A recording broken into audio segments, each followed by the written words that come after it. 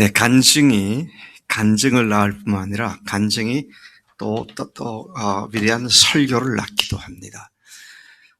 우리 청년들이 지난주에 롯의 이야기를 듣고 같이 교제하는 가운데 헷갈린 두 사람의 이름, 롯과 룻이 헷갈린다고.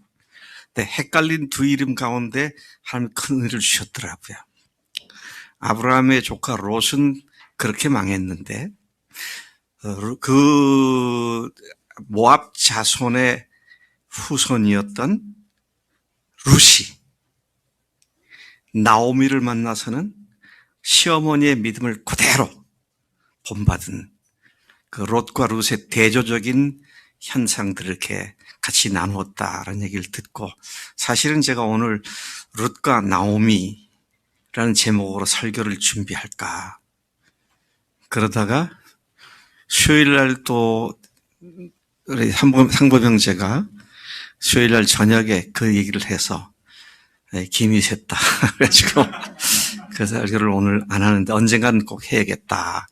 그런 우리 형제들의 그야말로 의도되고 계획된 건 아니지만 같이 교제하는 가운데 그런 통찰력을 하나님께 주셨구나. 굉장히 감사한 마음이 있었습니다. 오늘 우리가 같이 말씀을 생각하고자 하는 것은 빌립보서에 있는 말씀인데요. 이 말씀을 시작하기 전에 한 가지 큰 성향, 신학계의 트렌드라고 그러죠. 경향에 대한 말씀을 먼저 드리겠습니다. 목사님 무슨 신학적인 그게 나한테 무슨 필요가 있습니까? 그게 얼마나 도움되겠습니까? 그렇게 반문하실지 모르겠지만 굉장히 도움이 됩니다. 제가 신학생일 때가 70년대 후반이었습니다. 그때 제가 신학교에 들어가서 보니까 미국을 위시한 전 세계 기독교 신학자들이나 기독교 지도자들의 최대 관심이 교회 성장이었습니다. 그래서 이전에 존재하지도 않았던 교회 성장학이라고 하는 학문이 또 생겨나서 마치 새로운 광맥을 발견한 것처럼 많은 신학자들이 그런 과목과 연관된 것들을 개발해서 가르치는 그런 상황이었음을 되돌아보게 됩니다. 그렇게 70년대, 80년대, 90년대 한 30여 년을 거치면서 서서히 반성과 자성의 목소리가 나오기 시작했습니다. 왜냐하면 그때 교회 성장이라는 것은 교회가 숫자가 늘어나는 양적 성장을 의미하는 것이었습니다. 양적 팽창과 성장을 강조한 결과로 교회가 더 세속적이 되어버리는 그런 상황을 맞이하게 됐고, 거기에 자성론이 일기 시작하면서 새롭게 대두되기 시작한 중요한 그 신학적 논의가 뭐냐면 건강한 교회였습니다.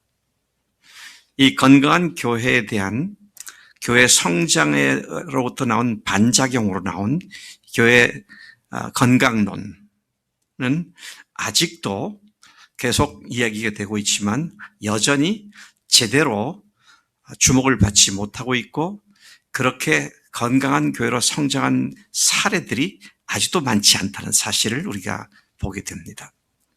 그것이 벌써 한 20여 년 정도 이야기가 되었던 것인데 잘 되지 않고 있어서 하나님께서 우리 교회를 여기에 세우셨고 건강한 교회를 실현시키도록 우리에게 사명을 주셨습니다.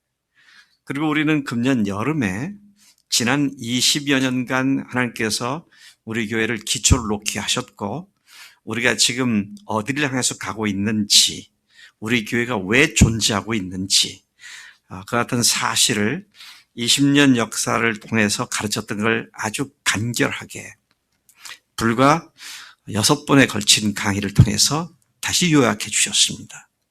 아까 우리 임 집사님이 지난 간증을 할 때 그런 얘기를 간략하게 또 언급하기도 했습니다만은, 교회는 창세 전부터 하나님께서 마음속에 품으셨던 비밀이었죠. 그리고 그 비밀을 때가 되어서 아들 예수님을 보내셔서 십자가에 죽으시고 부활하심으로 말미암아 그 교회를 실제로 드러내기 시작하셨고, 자, 그러나 역사 속에서 보면 교회들이 엉뚱한 것으로 관심이 팔려버렸고 기독교 신앙을 전혀 복음적이지 못한 방향으로 신학을 끌고 나가는 바람에 그 주역은 주로 로마 카톨릭이었습니다만은, 그랬다가 거기에서 이제 루터와 같은 사람이 나타났고 또 요한 웨슬레 같은 사람도 나타났고, 그래서 오늘까지 이제 개신교가 새로운 큰 가지를 형성하고 여기까지 왔는데, 그 개신교가 최근 지난 3, 40년 동안 관심을 가졌던 것이 양적 성장이었다.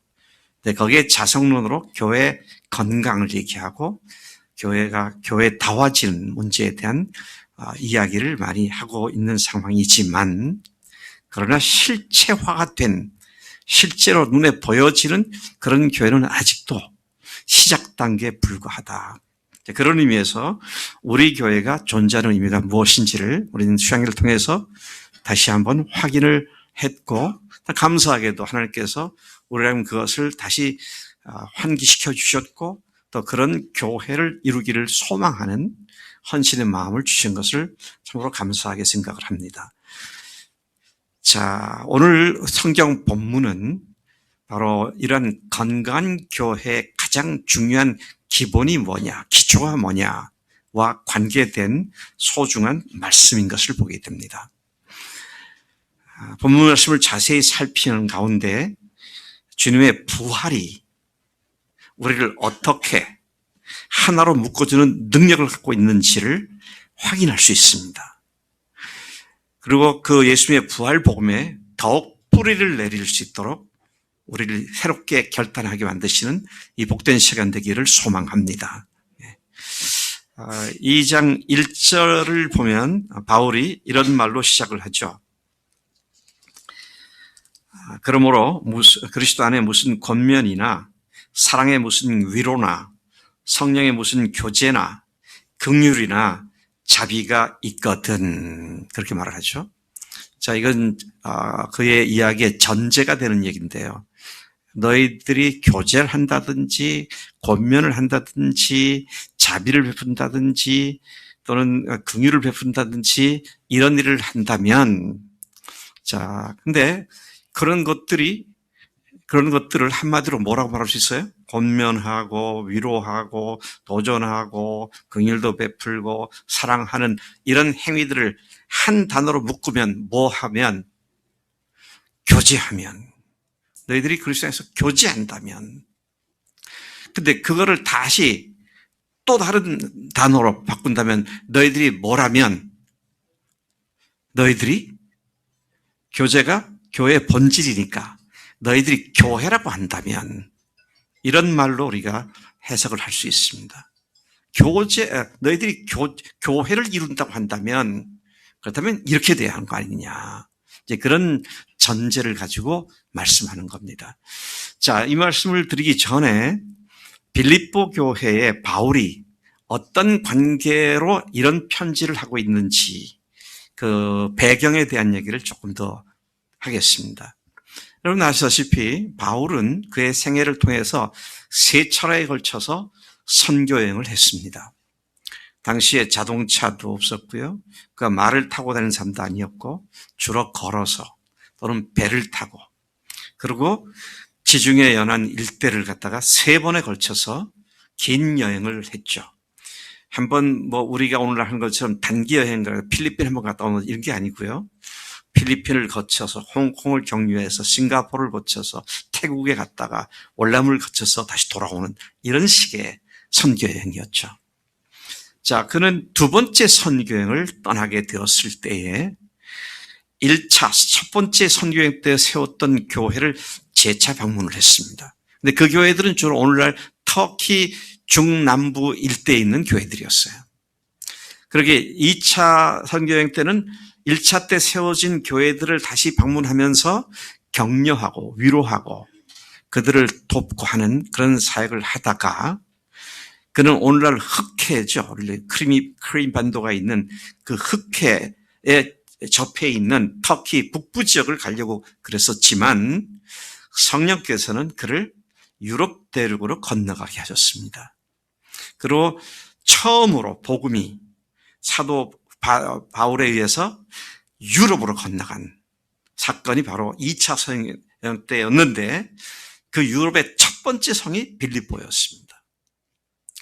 오늘날 말하면 컨스탄티노플 쪽이 이제 유럽 쪽에 붙어 있으니까 그쪽 어느 쪽에 그쪽 가까운 곳에 빌립보 성이 있었다.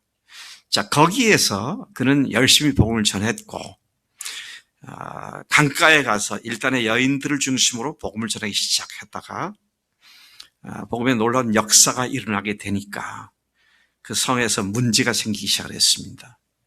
특히 그 성에는 점하는 귀신 들린 여자 종이 점치는 걸 통해서 자기의 주인들에게 많은 돈을 벌게 해주는 돈벌이 뭐라고 그래야 돼요? 수단으로서 점치는 일을 하는 여자가 있었는데 바울을 쫓아다니면서 계속 나는 당신이 누군 줄 안다. 지극히 높으신 하나님의 종들이다. 그러니까 바울이 너무도 괴로워가지고 그 여자에게 있는 귀신을 내쫓았죠. 점하는 귀신이 들려있다가 쫓겨나게 되니까 이게 문제가 생긴 겁니다. 왜요? 더 이상 점을 못 치잖아요. 그 점하는 신통력을 줬던 귀신이 쫓겨났으니까 점을 못 치지요. 점을 보지 못하니까 그 다음에 어떤 문제가 생깁니까? 그 주인들이 돈벌이가 끊겼잖아요. 그리고 화가 나가지고 이 사람들이 몰려가서 바울을 붙잡아서 그 빌립보의 관원들에게 넘깁니다. 이것들이 말이지 우리가 도저히 들을 수도 없고 받을 수 없는 이상한 걸 갖고 와고 얘기해가지고 우리가 이렇게 손해를 봤다고. 그러니까 그 관원들이 사람들을 시켜서 옷을 찢어 벗기고 그러고는 매질을 합니다. 피투성이가 되죠. 그러고는 감옥에다 집어넣죠. 네, 여러분들 아시다시피 그 감옥에서 오히려 찬송하고 하나님을 찬송하고 기도하는 그런 모습을 보고 이 간수장이 이제 도전을 받죠. 밤이 깊었을 때 다 잠에 골아 떨어졌는데 뭔가 소리가 나서 눈 떠 보니까 감옥문이 다 열린 거잖아요. 그래서 간수장이 그걸 보고는 자기가 임무를 수행을 제대로 못했기 때문에 자기가 죽게 됐구나. 그래서 칼을 빼서 자결을 하려고 하는데 저 안에서 여보 당신 몸을 상하지 말라고. 우리 여기 있으니 걱정하지 말라고. 그래서 놀래가지고 안에 들어가서 그 앞에 엎드려서 우리가 어떻게 해야 구원받겠느냐. 그러니까 그 유명한 바울의 말, 주 예수를 믿으라. 그러면 너와 네 집이 구원을 얻으리라. 그래서 그날 밤에 그 간수장이 자기 집에 죄수 두 사람을 데려가서 몸을 씻기고 상처를 약을 발라주고 그리고 음식을 먹이고 자기 식구들이 다 집안 식구들이 침례를 받고 이런 일이 일어났죠. 그래서 빌립보에는 두 교회가 있었다 그런 생각을 할 수 있어요. 하나는 빌립보 강변 침례교회가 하나 있고요. 여자들이 강변에서 물감 들이는 그 일을 했었기 때문에 거기에서 기도하면서 전도를 했기 때문에 그다음에 또 하나는 빌립보 옥중교회 그래가지고 두 교회가 있었다 그렇게 말할 만큼 열매들이 있었죠. 근데 이제 그렇게 핍박을 받고 나니까 더 이상 있을 수가 없어서 그것을 떠납니다. 그래서 다음 성인 데살로니가로 가게 되죠.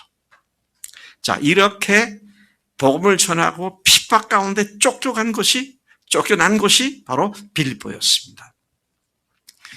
자, 그 후에 바울은 3차 여행 때 또 그걸 들렀었겠죠. 근데 이 일이 있고 난 뒤, 지금 이 편지를 쓰기까지는 상당한 시간이 걸렸습니다. 상당한 시간이 지났어요. 왜냐하면 지금 이 글을 로마 감옥에서 쓰고 있으니까. 옥중서신이라고 그러죠. 에빌, 골빌, 네 서신서가 이제 감옥에서 쓴 그 편지인데, 그러면 2차 선교여행 때 빌립보에서 전도한 그때로부터 몇 년이 지났는가? 그러면 여러 가지를 비교해 보면 제가 그냥 간략하게 이렇게 대조해 보니까 한 15년 정도가 지났더라고요. 한 15년 정도 지났어요. 바울이 주후 2년, 3년? 그때 아마 빌립보에 갔을 것이다 라고 추측이 되는데요. 이 편지를 쓴 것이 주후 66년, 7년, 혹은 8년 그 어간이 되니까 한 15년 정도, 15년 정도 뒤가 되죠. 근데 놀라운 것은 이렇게 시간이 많이 지났는데도 바울이 로마 감옥에 갇혔다는 소식을 들은 빌립보 교인들이 바울의 옥중에서 생활을 위한 생활비와 또 그가 노구를 이끌고 고생을 많이 했기 때문에 그의 생활을 수발들 사람을 보내가지고 에바브로디도라고 하는 사람을 보내서 헌금을 가지고 생활에 도움이 되게 하고 또 사도 바울을 수발하는 그런 일을 15년이 지난 뒤에도 빌립보 교인들이 했다는 것입니다. 그러니까 바울이 얼마나 그들에 대한 그 고마움과 또 그들이 바울에 대한 사랑이 얼마나 참 끈끈했는가 하는 것을 능히 짐작할 수 있는 그런 이야기죠. 그들에게 고마움과 감사함을 표하면서 이 편지를 쓴 겁니다.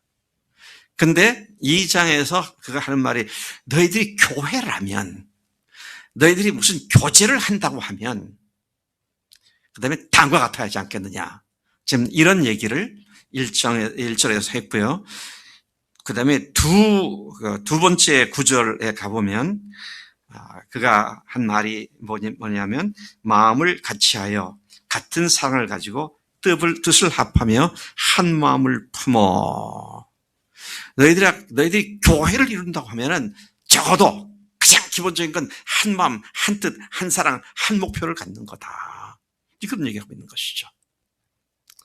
그럼 우리가 바울은 이토록 빌립보 교회가 건강한 교회가 되는 것에 지대한 관심을 갖고 이 편지를 지금 쓰고 있다는 것을 우리가 볼 수 있습니다. 그들에 대한 바울의 그런 관심은 앞에서 1절에서 이미 잘 나타났죠. 너희들이 무슨 교제, 나눔, 권면, 위로 또는 자비, 긍휼을 베푼다고 한다면, 교제한다고 한다면, 교회를 이룬다고 한다면 너희들이 한 마음 한 뜻이 돼야 한다. 이제 그걸 그렇게 얘기하고 있는 것을 보게 됩니다. 이는 모두가 교회의 일이며 그러한 교회를 이루고 있다고 한다면 다음과 같아야 한다라고 말하는 것이죠. 오늘 우리가 건강한 교회를 세우는 일을 목표로 하고 있다고 한다면 우리 역시 이 말씀에 주의를 집중해야 하는 말씀이라는 것이죠. 이 말씀은 교회의 본질인 교제를 한다면이라는 전제이기 때문에, 교회라고 한다면 이런 전제이기 때문에 여기 주목을 할 수밖에 없다는 것입니다. 건강한 교회를 이루는 조건이 뭐냐 그럴 때 한 마음 한 사랑 한 뜻입니다. 2절부터 4절까지가 그것을 말하고 있죠. 2절에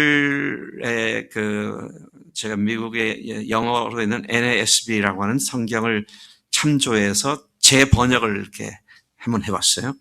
같은 마음이 되고 같은 사랑을 유지하며, 사랑을 계속 유지하라고 했습니다. 한 목적을 위해 한 정신으로 연합해라. 한 목적, 한 정신 가지고 하나가 되어라. 연합되어라. 건강한 교회를 이루는 일에 있어 마음이 각기 다르거나 사랑하는 방식도 다르고 사랑하는 내용도 다르고 또는 한 뜻 한 목표가 되지 못한다면 건강한 교회를 이루는 것은 이미 물 건너간 얘기가 되겠죠. 아니, 마음이 하나가 안 되는데 어떻게 건강한 교회가 되겠어요? 어떻게 같은 목적을 갖고 있지 않는데 교회가 건강하게 되겠느냐, 그렇죠? 한 마음 한 뜻이 되고 한 목표를 가져도 쉽지 않을 판국에 그게 안 되면 얘기가 안 되는 거죠, 이거는.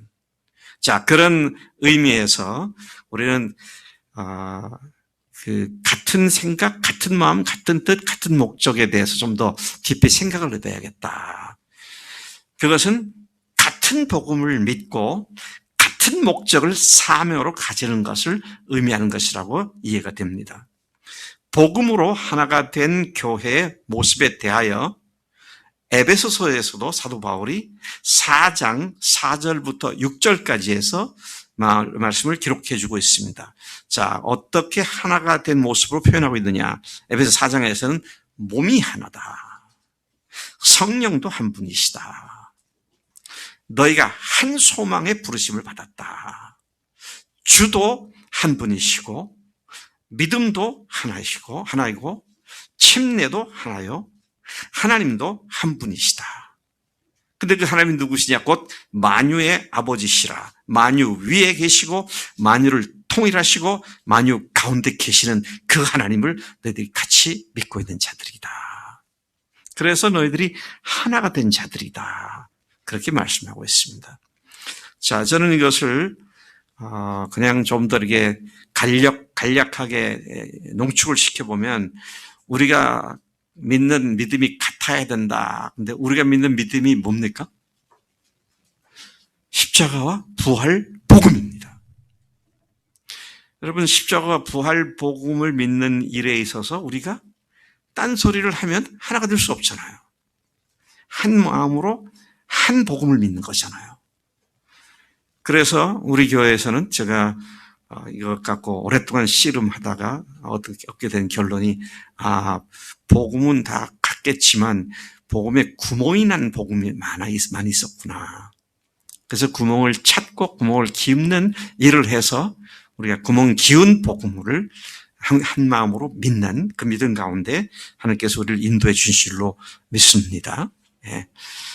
십자가 부활의 복음을 믿는다. 이 말은 무슨 뜻인가요? 원래 우리가 하나님을 무시하고 그분을 거부하고 우리 자신이 하나님의 자리에 올라앉아 자기가 자기의 주인이 되어 자기 마음대로 살았던 죄인들이었지 않습니까?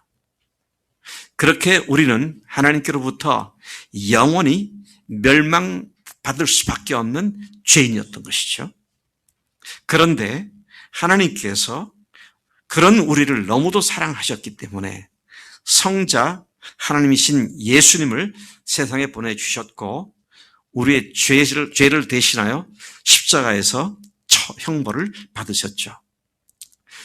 우리는 그 예수님께서 흘리신 보혈로 말미암아 단번에 모든 죄를 완전히 영원히 사함받은 사실을 믿는 자들이죠. 믿기 때문에 사함받은 자들이 되었죠.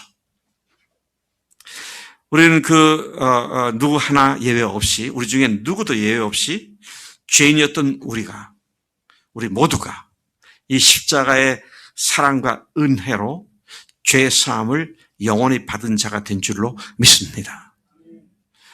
하나님은 이 사실을 확실하게 믿을 수 있는 증거로 예수님을 죽은 자 가운데서 다시 살려주셨습니다. 그분의 부활은 그분이 하나님으로서 우리를 위해 죽으신 하나님 자신이심을 믿을 수 있는 하나님의 최종적인 증거였습니다. 그래서 주님께서는 생존할 당시 예고하시기를 요나의 표적밖에 없다. 그건 최종적인 것이다. 그런 말씀을 하셨던 것을 봅니다. 따라서 우리는 예수님의 십자가를 부활의 증거를 통해 믿는 자들이 되었고 그 누구도 그 무엇도 흔들 수 없는 확신, 곧 하나님께서 주시는 유일한 부활의 표적으로 그분을 믿는 자들이 되었고 그분을 믿음으로 말미암아 하나님의 아들과 딸들이 된 자들인 줄로 믿습니다. 뿐만 아니라 우리는 죽을 수밖에 없었던 죄인들이었지만 예수님과 함께 죄인이었던 우리가 십자가에서 함께 죽은 자가 되었고 그리고 이제는 그분의 부활과 함께 하나님의 자녀로 다시 살아난 자들이 되었음을 믿습니다. 따라서 이제는 자신이 아니라 예수님을 주님으로 하나님으로 모시고 사는 자들로 영원히 변화된 자들이 되었습니다. 이 복음이 우리를 하나로 연합시켜주는 강력한 접착제가 된 것이다. 그렇죠? 우리를 결코 다시 나눌 수 없는 강력한 접착제가 이 십자가 부활 복음이다라는 것입니다. 우리는 이 십자가의 죄송합니다. 우리 십자가와 부활 복음으로 자신의 주인이 바뀐 사실을 믿는 믿음에 하나가 되었다는 것이죠. 우리가 믿음에 하나 되었던 말은 바로 지금 설명한 십자가와 부활을 믿는 믿음의 하나가 되었다. 것이죠. 또 이제는 우리는 무슨 일을 하든지 결코 자신의 이기적인 야욕이나 경쟁심이나 헛된 영광을 위해 하지 않는 자가 되었고 또 그렇게 돼야 한다. 우리는 각자 자기 일을 성실하게 행할 뿐 아니라 또한 각각 다른 형제들의 일과 형편도 돌보는 자들이 되었다. 자, 이것이 오늘 2장 3절에서 또 4절에서 하는 말씀이죠. 아무래든지 다툼이나 화용하지 말고 오직 겸손한 마음으로 각각 자기보다 남을 낫게 여기고 각각 자기 일을 돌아볼 뿐더러 또한 각각 다른 사람들의 일을 돌아보아 나의 기쁨을 충만하게 하라. 자, 이렇게 되는 것이 건강한 교회를 이루는 기본이 되는 것이다. 그런 말씀을 지금 하고 있는 것입니다. 자, 그러한 한 마음 한 뜻이 된 사람들이 반드시 품어야 할 것이 그리스도 예수의 마음이다. 것이죠. 그리스도 예수의 마음이다. 5절부터 8절까지 바울은 계속 연속선상에서 이 말씀을 하고 있는 것입니다. 십자가와 부활복음으로 삶의 주인이 바뀐 우리는 더 이상 우리 자신을 위해 사는 자가 아니라 예수를 위해 사는 자들로 변화되었습니다. 제가 우리 데살로니가전서 지난주 새벽기도 말씀 중에 너희들이 다른 형제들을 도울 수 있기 위해서 자신이 맡은 일 열심히 해라. 형제를 돕기 위해서 돈을 열심히 벌어라. 그런 말씀을 하셨죠. 우리 교회 청년들이 열심히 공부해서 취직해서 직장도 얻고 직장 얻었지만 또 이직도 하려고 그러고. 근데 왜 그렇게 하는가? 왜 그렇게 바늘기같이 어려운 직장에 기필코 들어가려고 그러는가? 왜 그렇게 해요? 우리 청년들 한번 얘기해 보세요. 왜 그렇게 합니까? 우리 아림이도 돈 벌고 또 자기가 꿈을 이루기 위해서 열심히 아주 만화를 열심히 그리더라고요. 잘 그려보니까. 여러분 보셨겠지만 제 카톡에 사진이 아니고 제 그 얼굴이 들어가 있잖아요. 그 아림이가 그런 거예요. 잘 그렸죠? 근데 왜 그렇게 쉴 새 없이 계속 그림 그려서 뭔가 출세를 해보려고 하냐 그거예요. 대부분의 사람들은 내가 생활의 안정을 얻고 가정을 꾸리고 가정을 이끌어가기 위해서 내가 그렇게 한다라고 생각을 하죠. 대부분의 사람들은 그렇게 생각합니다. 근데 그리스도인들은 그러면 안 되잖아요. 왜? 사나 죽으나 다 주님 위해서 산다고 그래놓고 직장 얻는 건 내가 나를 위해서 하는 거고 다른 사람 돕는 건 약간의 여유가 생기면 조금 뛰어가고 조금 생색내고 그런 삶이 아니잖아요. 돈을 버는 이유가 뭐예요? 다른 사람, 주님과 다른 사람을 위해서 섬기기 위해서 돈을 벌라는 거 아닙니까? 아니 살아도 주를 위해 살고 죽어도 주를 위해 죽다니 그러므로 우리가 사나 죽으나 다 주의 것이로다 그렇게 얘기했는데 직장생활은 거기에 해당되지 않아요. 가정생활에 해당되지 않아요. 제가 지금 불편한 얘기를 하고 있죠. 근데 그게 안 되면 신앙생활이 너무 힘들어져요. 네? 돈을 버는데 주님을 위해서 형제들을 위해서 다른 사람을 위해서 내가 열심히 벌어야겠다. 그러면 돈 벌리면 그거 다른 사람을 위해서 주님 위해서 쓰는 게 즐거울 거 아니에요. 근데 이게 내 거야. 나를 위해서 내가 벌었어. 근데 그걸 헌금을 하니까 얼마나 힘들어요. 네? 우리 아까 재광 형제가 헌금에 대한 지론을 갖게 된 그런 상황도 있잖아요. 그러니까 그런 것이 내가 아깝게 헌금 안 하게 만드는 중요한 그 합리적인 타당성이 되어버리죠. 근데 여러분, 내가 돈 버는 이유가 형제들을 섬기기 위해서라고 하면 돈 벌어서 생기게 되면 형제에 쓰는 건 그게 목적이었으니까 그건 즐거운 일이죠. 그럼 목사님, 그러면 뭐 생활은 어떻게 하고요? 아니, 뭘 걱정하세요? 주님 뭐라 그러셨어요? 너희는 먼저 그의 나라와 그 일을 구하라. 그래 하면 이 모든 게 뭐예요? 의식지 문제라고요. 이것을 너희들에게 더하시리라고 그랬습니다. 이 세계관과 물질관이 안 바뀐 상태에서 주님을 위해서 뭘 한다는 게 너무 힘든 거예요. 내게 아니거든. 주님 걸 갖고 주님께 드릴 때 그게 뭐 아까워요. 나에게 이렇게 많이 맡기셨구나. 감사합니다. 그러고 드리면 되는 거죠. 의식주 문제는 주님을 위해서 사는 목적으로 돈도 벌고 뭐도 하고 하는 사람들에게 그건 당연히 덤으로 주시는 거다. 그렇죠. 주 목적이 뭐냐? 그럴 때 정말로 주님과 또 이웃을 위해서, 형제들을 위해서 그렇게 성경은 말씀하고 있는 것이죠. 자, 그런데 다시 돌아가서 보겠습니다. 우리가 더 이상 우리 자신을 위해 사는 자가 아니고 예수님을 위해 사는 자들로 변화되었기 때문에 한 교회로서 우리 각자는 우리 안에 그리스도 예수의 마음을 품은 자들이 돼야 되고 또 이미 된 줄로 믿는 것이죠. 그리스도 예수의 마음이란 어떤 것이냐 설명을 계속 해주고 있지 않습니까?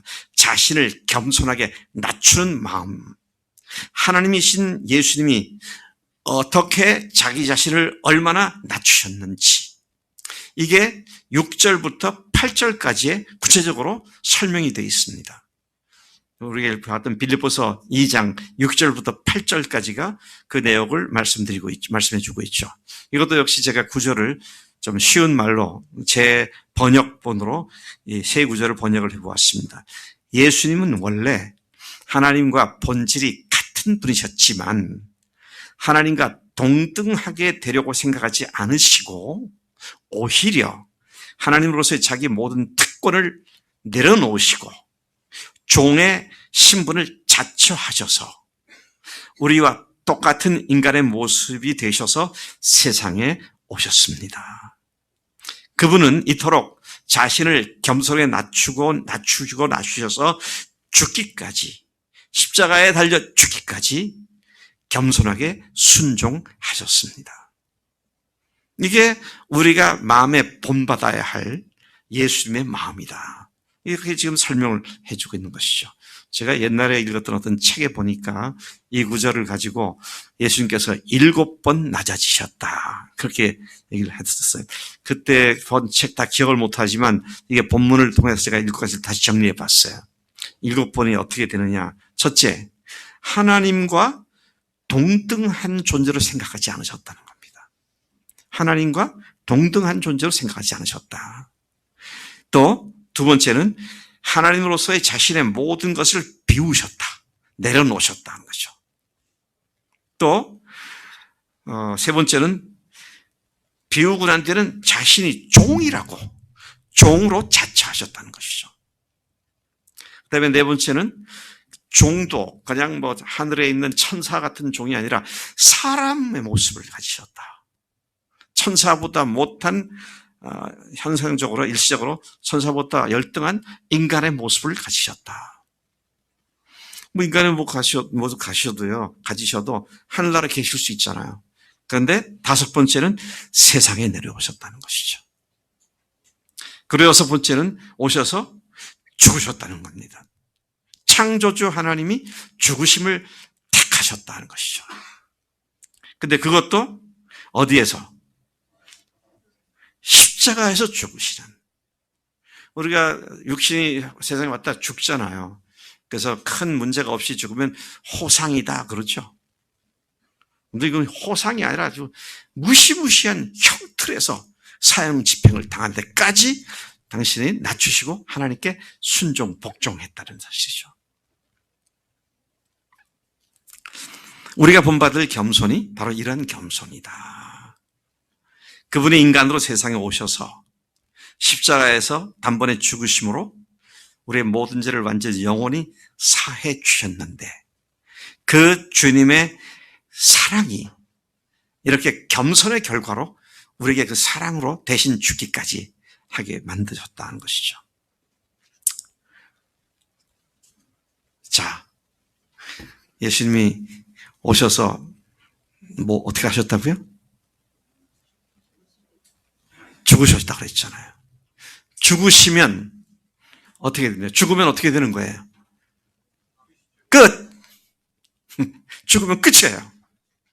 제가 오늘 아침에 신문 잠깐 보니까 어떤 택시 운전 기사가 손님을 누굴 죽였더라고요. 네, 죽였어요.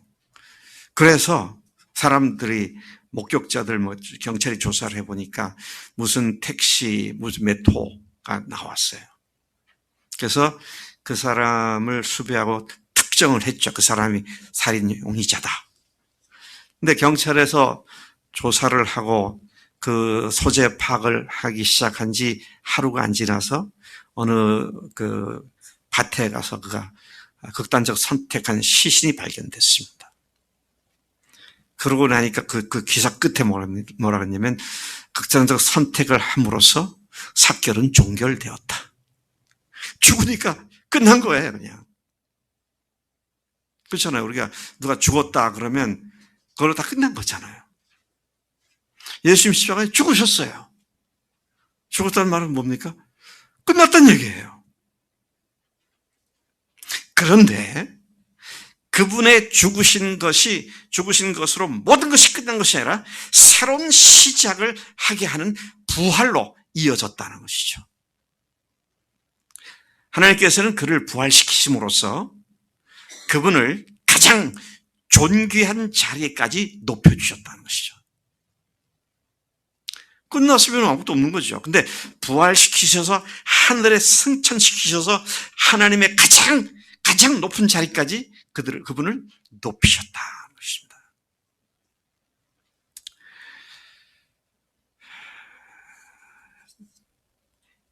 죽었다면 그것은 끝이라고 생각하지만 죽음을 뛰어넘는 하나님의 놀라운 반전이 바로 부활 사건이었다는 것입니다. 7번 낮아진 예수님을 하늘 보좌 위에 앉히시는 높임을 위해 하나님께서는 그를 부활시키셨고 그렇게 높이 올리셨다는 것입니다. 부활하신 예수님을 하나님이 얼마나 어떻게 높이셨습니까? 9절부터 11절까지 보니까 9절에서 이러므로 하나님이 그를 지극히 높였다고 했어요. 지극히 높이셔서 모든 이름 위에 뛰어난 이름을 주셨다 그랬습니다. 그분의 이름이 뭡니까? 예수와 예수. 여러분들이 알고 있는 지금까지 존속한 인류의 이름들 중에 예수님 이름보다 더 유명하고 더 많은 사람에게 알려진 이름을 들어본 적이 있으세요? 없습니다. 문자 그대로 모든 이름 위에 뛰어난 이름을 주셨어요.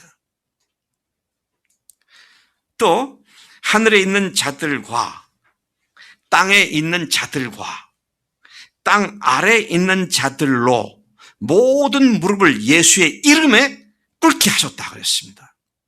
참 이게 놀라운 표현이잖아요. 하늘에 있는 자들과 땅에 있는 자들과 땅 아래에 있는 자들. 이게 무슨 말입니까? 하늘에 있는 자들이 누구죠? 천사들입니다. 먼저 믿고 하나님께로 먼저 믿고 죽은 성도들입니다. 천사들도 그렇고 먼저 간 성도들도 그렇고 그 다음에 땅 위에 있는 자는 누굽니까? 땅에 있는 자는 누구예요? 지금 생존하고 있는 모든 인류를 얘기하는 거잖아요. 땅 아래에 있는 자는 누굽니까? 아담 이후 지금까지 죽었던 자들을 얘기하는 것이죠. 그러니까 모든 천사들과 모든 인격체이신 인간들, 아담부터 오늘날까지, 주님 오실 그날까지 존재하는 모든 존재들이 그 그분 앞에 무릎을 꿇고 그분 이름 앞에 무릎을 꿇게 된다고 하는 이런 하나님의 높이심이 있는 것을 보게 되죠.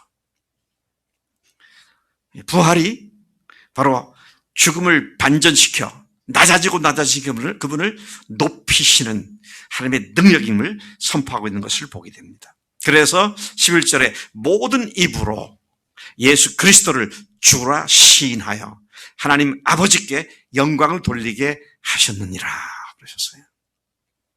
여러분, 언젠가 안 믿는 자들도 부활합니다. 심판의 부활로 부활하게 되죠. 그리고 그들도 예수님을 주라고 말하게 될 겁니다. 그래서 구원받는 건 아니죠. 그분이 주인인 것을 그때 가서 알게 되고 후회를 하게 되겠죠.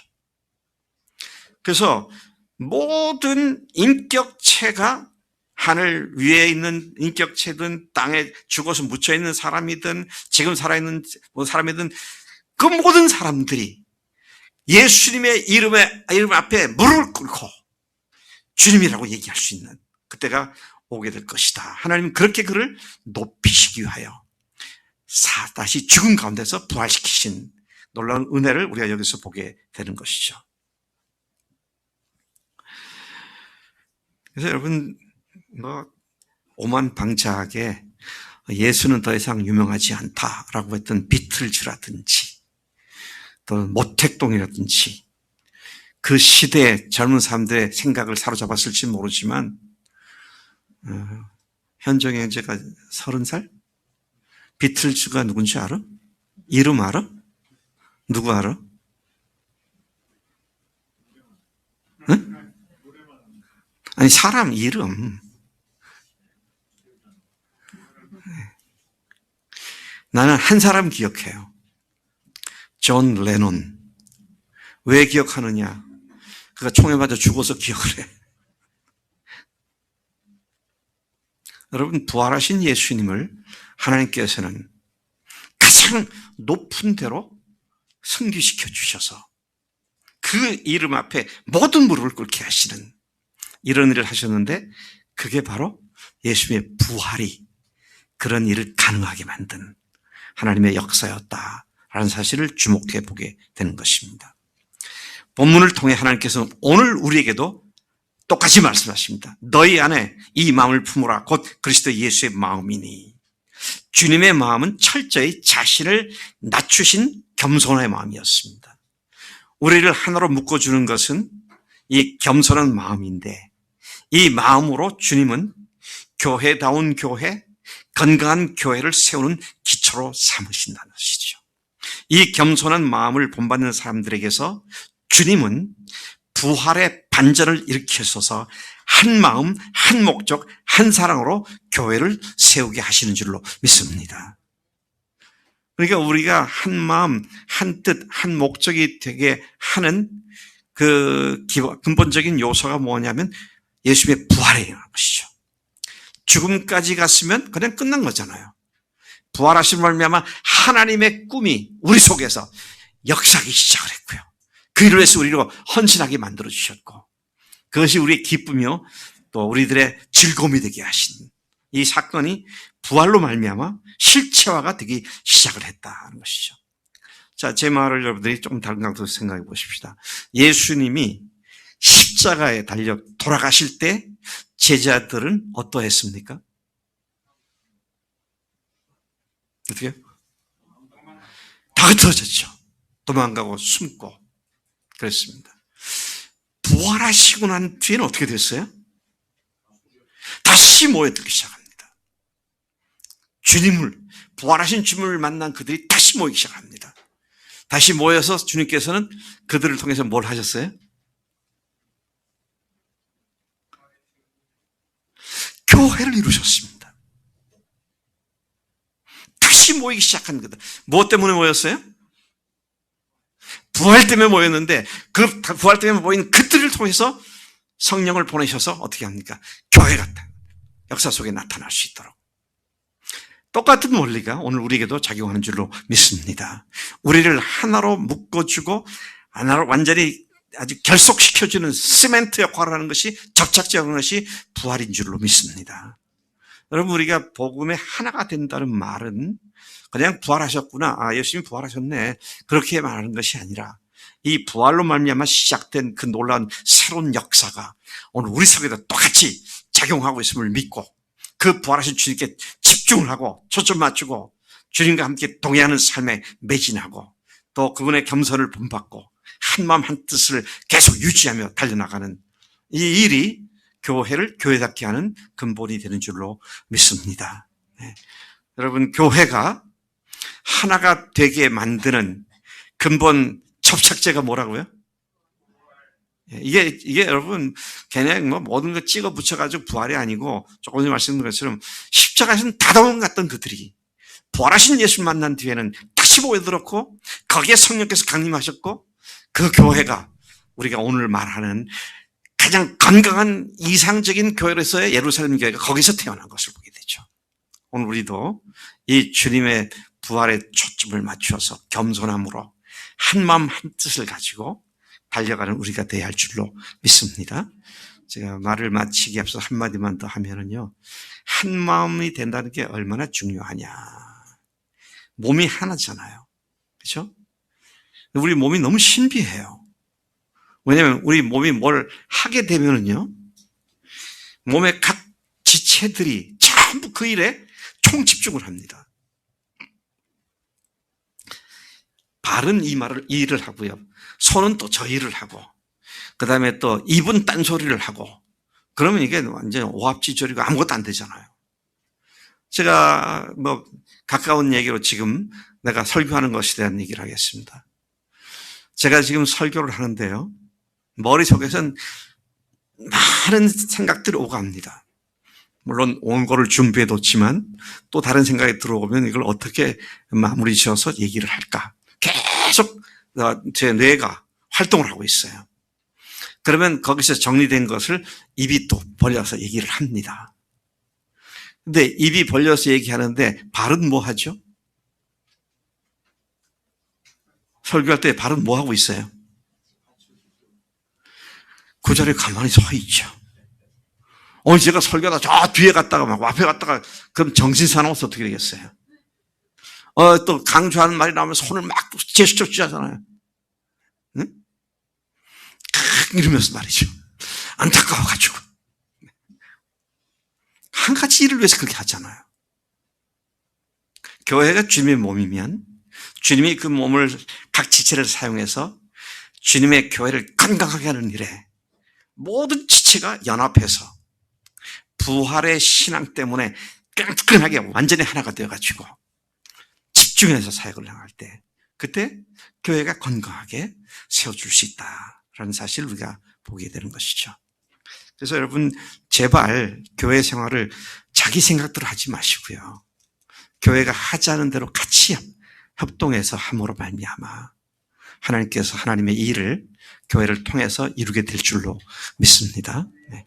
하나님 아버지 감사합니다. 오늘 빌립보서를 통해서 하나님 바울이 그 사랑을 받은 또 사랑을 퍼붓고 있는 교인들을 향해서 무슨 교제를 한다고 하면 너희가 교회를 이룬다고 하면 한마음 한뜻 한 목표를 가지고 예수님의 겸손을 배워 철저히 다른 사람들을 잘 섬기고 돌보는 일을 하라고 그렇게 말씀하셨습니다. 뿐만 아니라 예수님의 낮아지심, 십자가에 죽으신 데까지 낮아지신 그 낮아지심으로 끝난 것이 아니라 부활로 주님께서 새로운 시작을 하게 하셨음을 감사합니다. 그 새로운 시작이 건강한 교회를 세우는 것일진데 우리도 부활하신 주님과 함께 교회를 새롭게 하고 건강하게 하고 교회답게 만드는 일에 전심전력 집중할 수 있도록 우리를 한마음 한뜻으로 묶어주신 줄로 믿습니다. 이 접착제가 날이 갈수록 더욱더 분명해지고 강력해져서 주님 어떤 것에 대해서도 흐트러지지 않고 주님의 건강한 교회를 세우는 일에 온전히 쓰임받을 수 있도록 우리 모두를 복주신 줄로 믿습니다. 감사하고 예수님의 이름으로 기도로 삼나이다. 아멘. 아멘.